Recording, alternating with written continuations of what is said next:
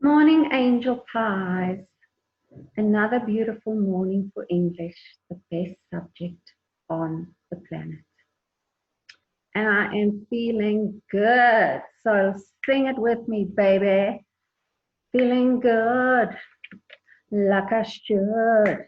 Can hear you when I took a walk around my neighborhood. Feeling blessed, never stressed. Got that sunshine on my Sunday best. Every day can be a better day despite the challenge.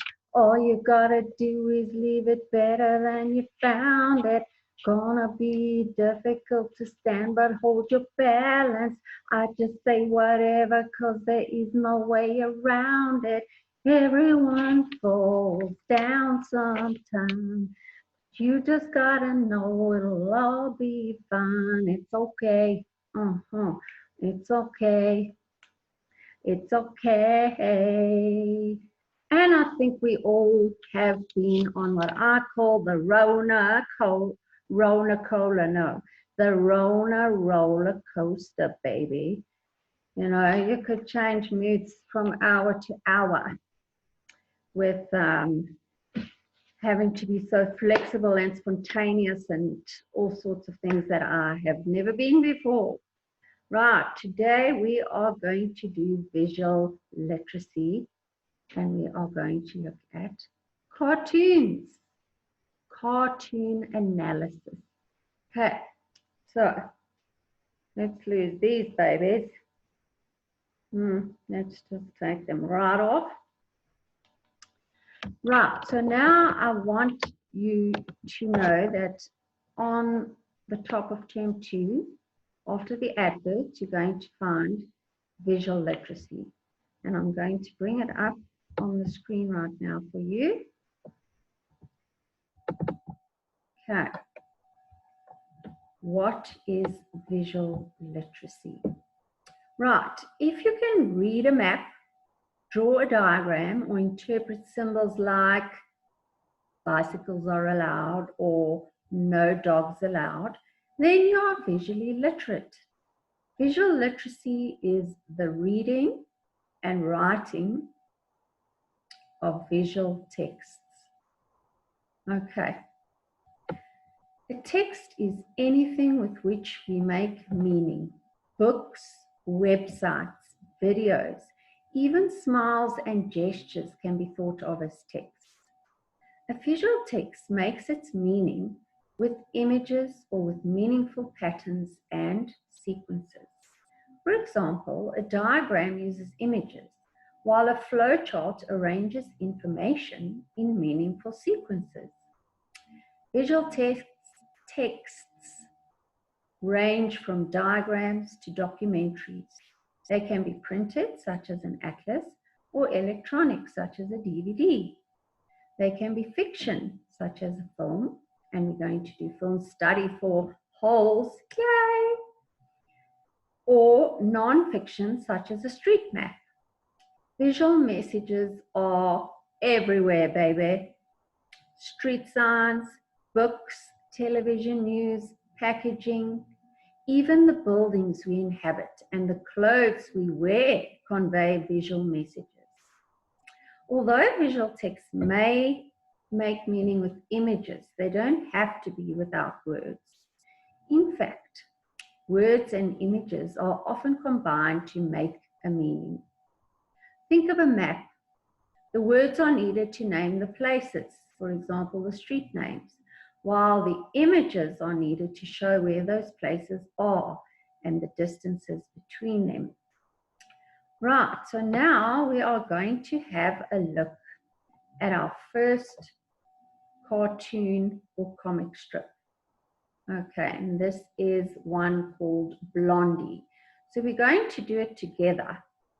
Now, what I want you to remember, when we read a cartoon, obviously it's normally just for entertainment purposes, and we read it and we laugh and that's that.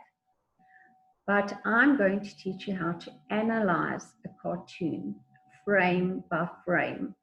So I want you to notice here for the first cartoon. I put frame 1, frame 2, and frame 3. So as you can see, there are 3 frames. What is a frame? It's the little block. Okay, so a cartoon could have 10 frames, 2 frames, 5 frames. It could be a whole little comic book. Okay, but this cartoon, Blondie, has 3 frames. All right. Now, when we analyze a cartoon, there are some major things that we have to look at. When you watch a movie, okay, no one has to say, she said angrily, because you would see it on her face. Don't do that.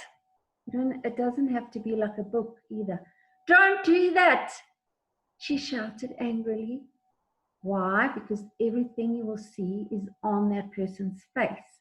And in a book, everything will be described to you. He pointed his finger at the man's chest, right? But in a cartoon, you're going to see pictures, and you're going to see the words in the speech bubbles, and you're going to see maybe some little symbols or drawings that mean something within that frame. Okay. So let us look at our first cartoon, and then you can start seeing what I mean. We're going to be analyzing the body language. So you have to look at the person's face, the person's body, their arms, their legs, their expression, their actions, right? The other thing that you'll analyze is the words that they're saying and the punctuation marks. So it's body language, punctuation marks, which convey a lot of meaning. And the third thing would be any symbols or things that you see drawn in, and you'll see what I mean as we go along. So those are the 3 main things that you need to use when you are analyzing a cartoon. All right, so here we have Blondie. And shall we call this dude, because we know this one, or maybe you don't know, this one is Dagwood. And his wife's name is Blondie. Okay, so imagine being named after a burger with an egg, Dagwood. There he is. Okay, this dude, I'm not so sure. So let's just call him Fred, shall we? Fred Dagwood. Okay. All right, so he says, I came over to apologize for what I said to you yesterday. But on the way over here, I changed my mind and I still think you're a jerk. Then Blondie's husband, Dagwood, says, next time, stay at home and call when you feel like apologizing. Right. So we're going to look at the different questions on this cartoon, and you'll start to see what I mean by analyzing. Okay. Choose the correct, number 1.1. Refer to the neighbor's statement in frame 1. What do you think Dagwood expects the neighbor to say next? So what does the neighbor, Fred, say? I came over to apologize for what I said to you yesterday. So now what do you think Dagwood thinks he's going to say next? He's probably going to say, I'm really sorry about what I said, and can we just move on, and please forgive me, something like that, right? Okay. Then question 1.2. Choose the correct answer from the list provided to complete the following sentence. A jerk is someone who is A, foolish, B, smart, C, aggressive, or D, playful. Right? Oh, that oak is such a jerk. I'm going to go with aggressive. Right? Such a jerk. Aggressive. C. Explain how the neighbor's body language in the second frame conveys his attitude towards Dagwood. Now remember what I said, always look at the mark allocation. So this is for 4 marks, so you can't just say one thing. Okay, so we're going back to frame 1, and we need to explain how Fred's body language conveys his attitude. So let's have a look, frame 1. Now, Fred's body language. All right. Okay. Here he looks, I would say he's in a relaxed position. He's got a neutral look on his face. All right. And so I would say his attitude as he's coming, his shoulders are a little bit sloped. I would say he's probably got a bit of a humble attitude at first, and he has apologetic attitude, and he's seemingly calm. We don't see any grimace on the face. We don't see any frowning here by the eyebrows. We don't see any body language that's showing any anger.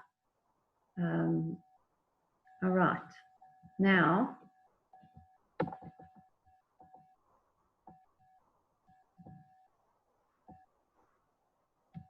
okay.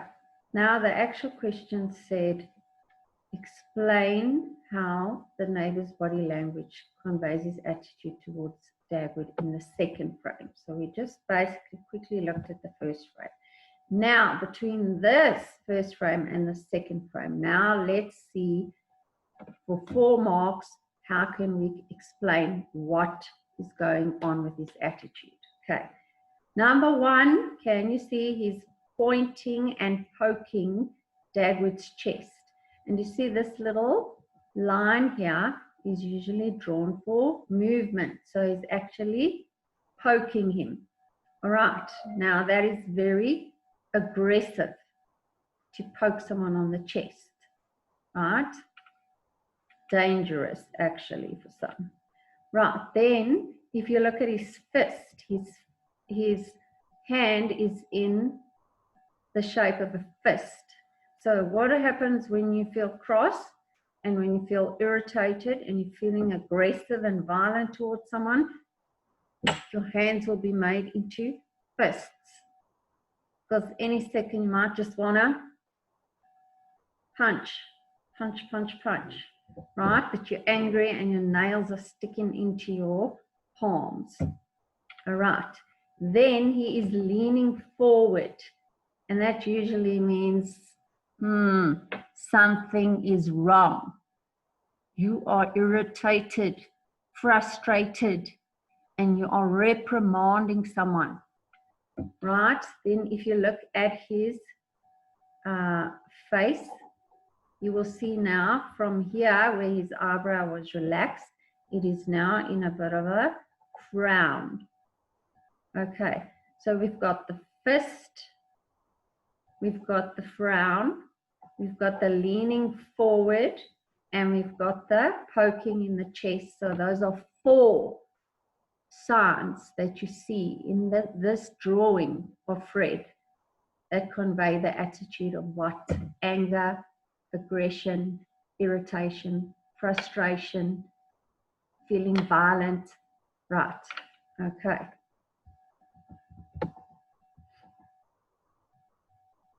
Question 1.4. Do you find Dagwood's comment in frame 3 funny? And give a reason for your answer for 3 marks. Okay, so what is Dagwood saying? Remember Fred said, but on the way over here, I changed my mind and I still think you're a jerk. Poke, poke, poke. Okay? Dagwood says, arm in the air. Next time, stay at home when you feel like apologizing. All right? So that's the supposed funny punchline. You find it funny? Yeah, it is funny. Like, why did you even come over here, dude? What is the plan? Because you came to apologize and now you're just making it worse. Okay, so it's funny. Funny, not funny. It's funny in an ironic way. Okay. But if you look here, you can see Dagwood. If you had to explain how Dagwood was feeling in frame 2, you can see by his bigger eyes, rounder, and his open mouth that he is surprised or shocked because he wasn't expecting this, right? Can you see that he's leaning back, so he's taken aback by it. Even the dog looks a bit surprised here, all right? So a big deal with analyzing cartoons is to look at the body language. And if you look at the punctuation over here, you've got an exclamation mark, which means he is shouting, right? And the same here with Dagwood.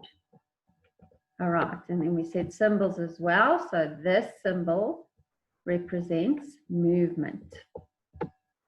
Okay. Right, let us have a look now at another example, and then you're going to do 2 on your own. All right.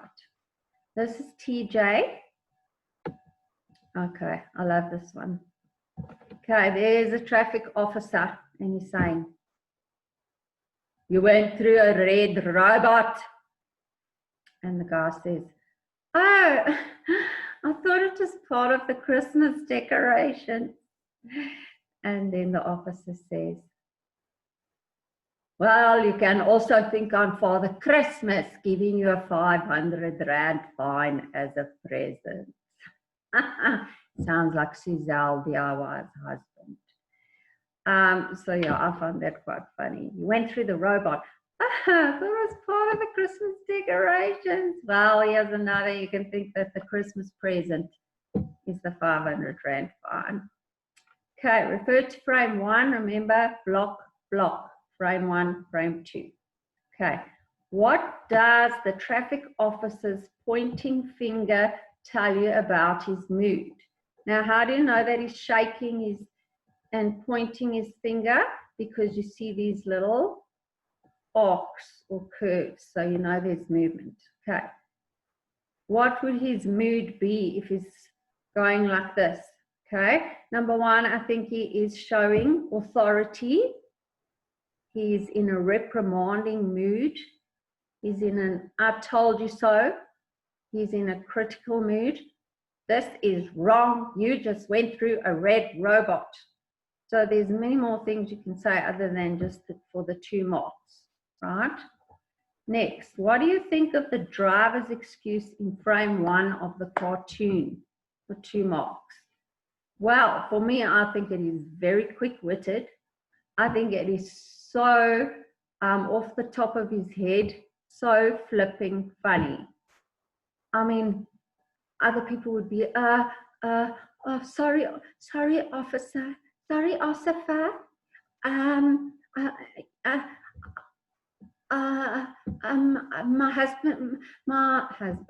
My wife is having a baby and I'm rushing to the hospital, and whatever other funny excuse you've ever heard of.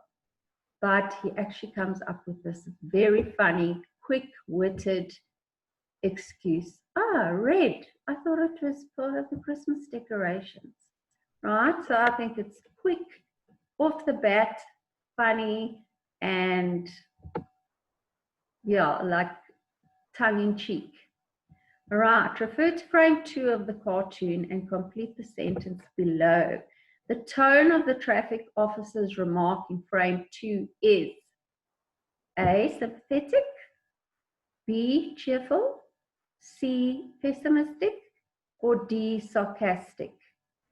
Okay, so the traffic officer is saying, well, you can also think I'm Father Christmas giving you a 500 Rand fine as a present. Definitely we're going to go with D, sarcastic. Okay, so you're starting to get the idea. Right, now here there are 2 things that you're going to do in your literature book. One is this High and Lois comic strip, and then the other one I will show you is in your textbook, page 92, activity 5. Okay, so here you see High and Lois. Lois is not in this, just the same as Dagwood's wife, Blondie, was not here, but this guy's name is High. Can you imagine? Okay, So little Ha's son says, I'm writing a report for history on my favorite American hero. And Dad says, now just remember, guys, I know you spotted this before I even said it. Favorite, incorrect spelling, just saying. We'll get there later. And now Dad's relaxed, hands in pockets, and he's saying, who did you pick? George Washington, Abraham Lincoln, Martin Luther King. And then he picks up the essay and he goes, The Incredible Hulk. Okay, so let's see what you have to answer. The father expected his son to choose a sports hero, a superhero, or an historical hero. The son chose a sports hero, superhero, or historical hero. Refer to his body language and provide 2 reasons which prove the father is not happy about his son's decision. So here is all relaxed, happy, whoop, whoop. And now look at his reaction. You got to look at his eyes, his mouth, his face. You see the change in the shoulders and the posture. All right. And explain how he's feeling. You have to say something about this part of the body. This part of the face means this. This way that he's standing means that. This with his eyebrows or face means that. So that's what you do when you analyze. You state what is happening with that person's body language and what it means. All right. What is the setting for the comic strip? In other words, where do you think it's taking place? All right. You just have a look at the pictures and decide. There are 3 possible answers there. Identify the punctuation used in frame 1 in the word I'm and state why it has been used. Why has the word king been written with a capital letter? So can you see there are 3 questions in there? So that's going to be for 3 marks. Okay, so you're going to say what this punctuation mark is here. Name it. Why have we used it? It's an apostrophe. Why have we used it? There's 2 ways where we use an apostrophe mainly. Say why we've used it there. And then with Martin Luther King, why is King written with a capital letter? All right. Normally if I just said a king, it's small letter. If I said King George, it's a capital letter because it's a title. But here, there's a different reason for it being a capital. Then I'm writing a report for history as an example of a command, question, or statement. Number 7, identify the word spelled incorrectly in frame 1. Write the incorrect spelling as well as the correct spelling of the word. This comic strip would be classified under the genre drama, romance, or humor. Predict what you think will happen next. So if there was a frame 3 and a 4, what would happen next? And if you had to choose your favorite South African hero, who would you pick and why? All right, and I want a proper explanation for why. Okay, then that's going to be out of 10. Right, then if you go to your textbook and go to page 91, let's look here. A cartoon is a drawn picture of a funny situation. Each picture in a cartoon is placed in a frame. A cartoonist often makes fun of the relationship between 2 characters.